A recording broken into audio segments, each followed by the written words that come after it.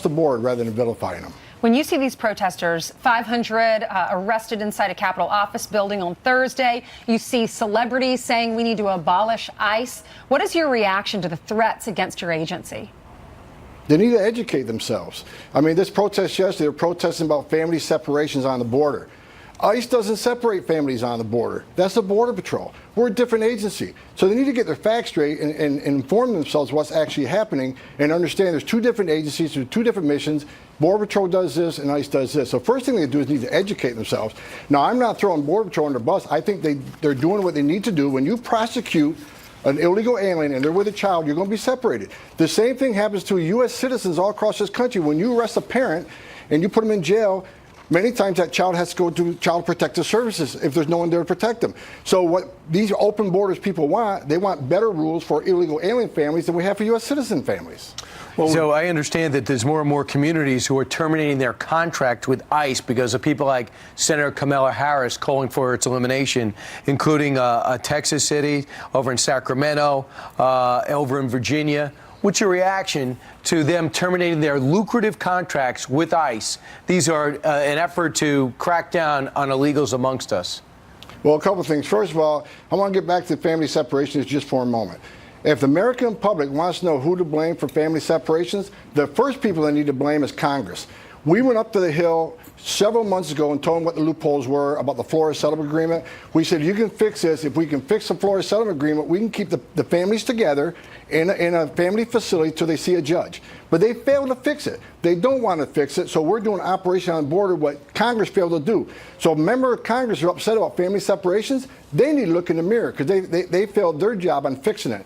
As far as these jurisdictions walking away from ICE, what they're actually doing, okay, we're not going to house aliens in this jurisdiction anymore, so when we arrest an alien in that jurisdiction, we're going to have to move them probably out of state, away from their families, away from their legal support, just because you're trying to make a political statement. You're actually hurting the immigrant community by making these decisions. Meanwhile, you've got some on the political left who are very vocal. They're very extreme. For instance, Cynthia Nixon, Sex and the City actress who's now running for governor of the great state of New York. She's in this montage, Tom, of different people calling for the abolition of ICE. But she's also the same person who in the last week or two referred to ICE as a terrorist outfit. Listen. ICE has strayed so far from its mission. It's frankly a terrorist organization of its own. Is legislation on the floor of Congress regarding the abolishment of ICE. I do think that a lot of this legislation points to the America that we want to have. The president's created this situation where ICE isn't doing what it was created to do. It's being used as his own personal police force. I believe you should get rid of it, start over, reimagine it, and build something that actually works. Are they right? Absolutely not. And what really upsets me is a lot of these representatives are in the state of New York, which I'm a native New Yorker. As far as Gillibrand, she needs to study the issue too, because she went to a protest yesterday about family separations on the border. Then she turns around and blames ICE for it, about ICE separating families. So first of all, she's got to get her facts straight.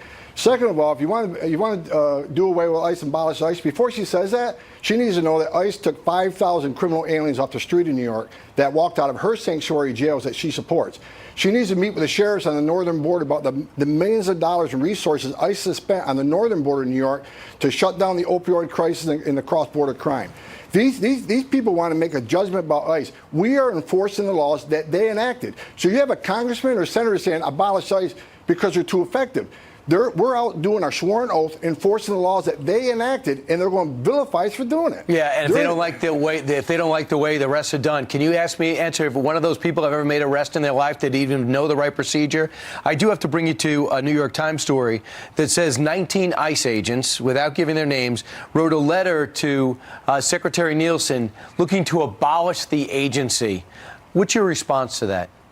No, they're not looking to abolish the agency. The HSI branch, which is a part of ICE, they're under a lot of pressure in sanctuary cities. These special agents, they want to do child porn investigations, they want to do drug trafficking investigations, but in big cities, the task force members have walked away just because HSI falls under ICE. They want nothing to do with ICE. I met with the Coast Guard the other day. The Coast Guard's having trouble in California working with local law enforcement because they're part of DHS. So it's not about abolishing ICE. HSI, they're frustrated. They want to do their job, but sanctuary cities won't operate with them or work with them.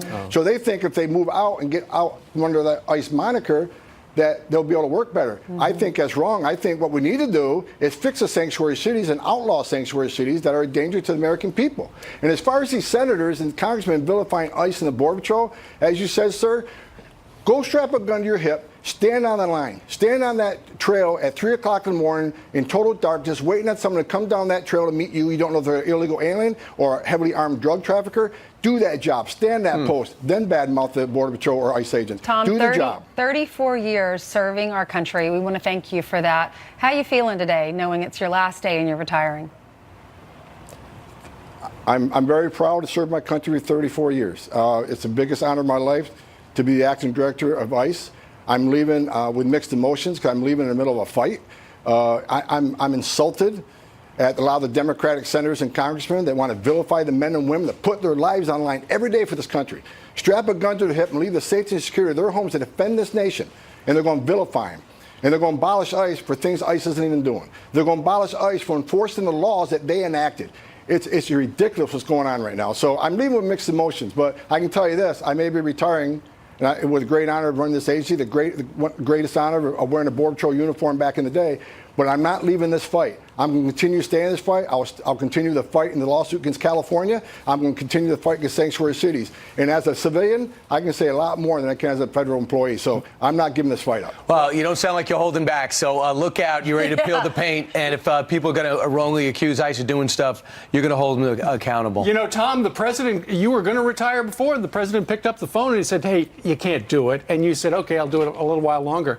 You should check your phone in the next 5 minutes. There's always a possibility. And that's what, people want to vilify me and attack my character. I left several $100,000 on the table to come back and do this job for this president. He's the president of the United States.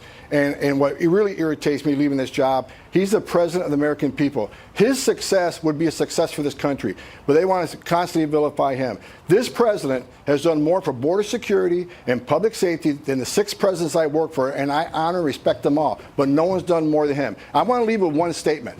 For these people, these congressmen that want to vilify the heroes that work for Border Patrol and for ICE, we're not asking you to cut us any slack. We just ask you, show a little recognition for the difficult job they do and them putting their lives on the line every day. I wish there was this much outrage about angel moms that their children were killed by illegal aliens and they're separated forever. I didn't hear any outrage from these congressmen. But when we start separating illegal aliens, there's an outrage. All right. Tom, incredible. Well said. Thank you very much for your service. Thank you. Thank you. Appreciate you. Talk to you again soon. We're going to be hearing more from him. Yes, we will. Hundreds of people have been living in shelters since Hurricane Maria